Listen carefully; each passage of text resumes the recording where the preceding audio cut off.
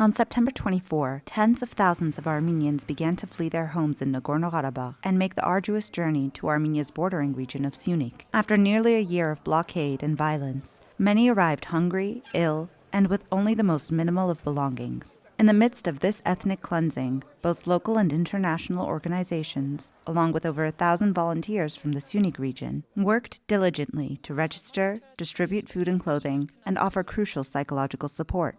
The student teams from Goris State University and Syunik were among the earliest to undertake these challenging and vital responsibilities.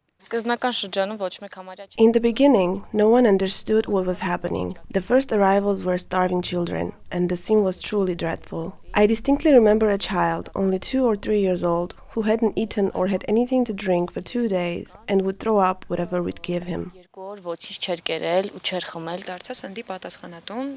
I took on the role of managing food distribution. It was one of the toughest tasks.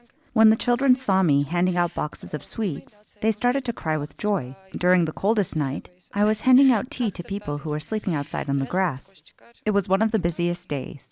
That night, I came across a family where the father had been arrested by the Azerbaijanis and the daughter had been raped. It was one of the most cruel days of my life. Over the course of 7 days, the 18 to 20-year-old students lent a compassionate ear to heart-wrenching stories while tirelessly working to ensure that basic needs are met. They were exposed to incredibly cruel stories. Among the student volunteers, Borik Baghdasaryan had also participated in the 44-day war in 2020. We set aside our daily routines because this work was far more important for us. Initially, we didn't realize the weight of what we had to do. We thought that we would just simply register people and move on, but as people arrived, we soon realized just how much psychological preparation was needed for the job. I offered a sandwich to a child, but he didn't want it at first, but somehow I convinced him and he began to eat. It quickly became apparent just how terribly hungry he was. But the 7-year-old child who had lost his father and endured the 9-month blockade behaved so dignified. These students were once strangers to each other, studying in different departments. Now they've become close friends, like family. The painful reality has drawn them together, to the point where they can understand each other with just a look.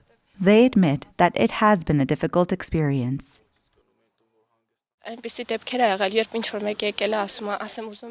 There were so many cases. One time I approached someone and asked if they would like to register, and they answered no. When I asked how I could help, they said, "I want to find my brother's body," over and over again. For that 1 week, we were all numb from dealing with these cases. People came and you could read everything in their eyes. During registration, when we asked where they had come from or if they had somewhere to stay, they'd start crying, and it affected us deeply too.